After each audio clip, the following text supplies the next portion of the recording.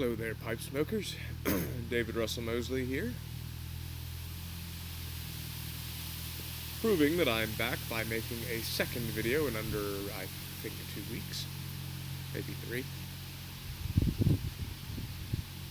The housekeeping. Smoking my basket pipe from Gauntly's Tobacconist in Nottingham, England. It's just a little briar Italian pipe, but it's a good short smoke. Smoking in it some Federal No. 9, that I was smoking last time. It's my primary smoke right now. I don't know if I mentioned this last time. For fear of running into customs issues, I actually ended up leaving a lot of tobacco behind in the UK when I moved over here. So all I've got at the moment is a bag of rum and maple from, was a 14-ounce bag. There's probably about 7 ounces left in there, of rum and maple from Fink's in Texas. About half a tin of Parsons Pleasure that I smoke in my basket church warden pipe, and this Federal 9 from Portsmouth, Federal Cigars. I do have, as I mentioned before, some things coming Tuesday from pipesandscigars.com. I do a box opening, but they're coming with my mother, who's coming to visit, and I don't think there'll be much time for video making while she's here, and I frankly don't want to wait to open them, so sorry. Plus, box openings are more fun when they're done between presenters. Sorry for the sound. I have a bit of a cold. So, my wife's off with our other son, and I'm home with our firstborn, the generally speaking healthy one. He's a little out of sorts today, and so I'm staying home with him. And that's actually, that brings me to the purpose for today's video. I wanted to talk about reading to your kids, and specifically reading fantastical works, fairy tales, fairy romances, whatever you want to call them, to your children, and what that does. Towards the end of this, it's going to get very Christian, so just, buyer beware. If you don't want to listen to that, just a heads up, it's going to go there. So, my boys are 5.5 months old, and we have already read... I read a few things to them in utero, which I count, generally. I think my pipe's gone out. Which I count generally, and,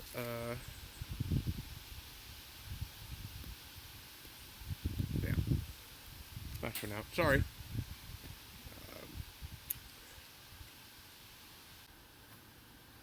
Sorry about that. Pipe went out. So I read a few things to them while they were still in the womb, which I count, but there are also things I'll reread to them at some point. But so far we've read, including those, we've read the English fairy tale of St. George of Merry England, which plays fast and loose with history, putting together people from the 1st century, 2nd century, 4th century, 5th century, and 6th century, I think, having them all being contemporary. It's a fun story anyway.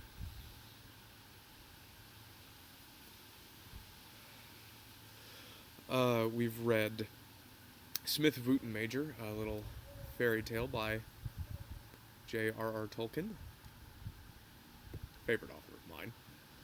We have read The Hobbit, also by Tolkien. And Harry Potter and the Philosopher's Stone, and Harry Potter and the Chamber of Secrets, and the, hang on. Sorry about that monitor going off because the TV switched on.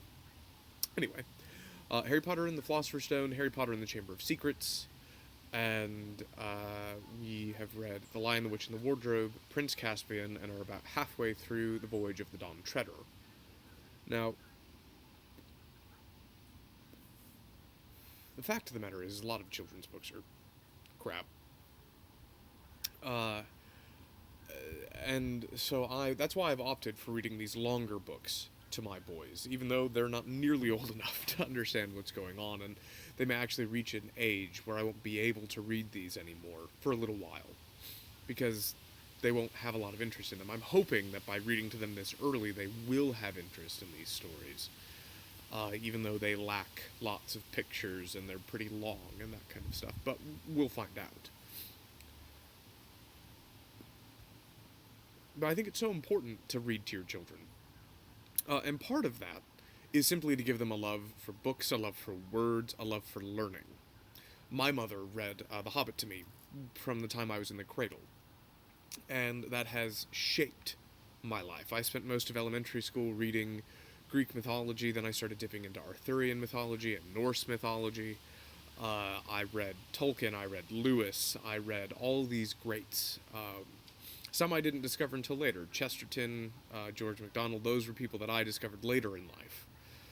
Because they weren't on the horizon for my parents, who weren't particularly... They were readers, and they definitely emphasized me reading the classics. So that as I got older, I read Dickens, and I read Austen, and so become some of my favorite books. But there were still a lot of things that just they didn't know about. But here's the thing, and it's a little nugget that I want to leave you with, because I don't want this video to be too long. I have a tendency to waffle on for ages. So here's the thing. Reading fantastical works, reading fairy tales, reading fantasy, prepares our minds for seeing the world in a different way. And I've talked about this in a few other videos, and I've talked about this on my blog all over the place, and I'll link to a few on the importance of, say, fantasy and theology. But what's more, and here's where it really gets Christian for me, fantasy provides us the beginning for seeing the world as sacramental. Piping out again, but oh well. It prepares us for seeing not simply the tree as a thing that grows from a seed, has bark, has rings on the inside when you cut it down, grows leaves, grows fruit sometimes, or nuts, or other types of things, and drops them and drops its leaves, or doesn't. But it allows us to see the tree as a living thing. And moving beyond that, then we can see the tree as a creation of God's. And it's that prepares us to be able to see, say, water as regeneration in baptism, to be able to see bread and wine as body and blood. It prepares us for this sacramental vision of the universe that the Christian church traditionally has supplied for us. And so, because of that, I think it immensely important to read not only as adults, but to read to our children these fantastical works, because they help prepare our minds to see the world for what it is. So what do you think? Do you read to your kids? Do you read fantasy to your kids? I know Joffrey over on his channel, Joffrey the Giant, has talked about this a little bit, and I'll link to that below as well. But just let me know. Let me know what you think about this. It's something that I have been mulling over for quite some time. All right. Farewell, my friends, and when you sit in peace with your pipes, think of me. Cheers. Bye.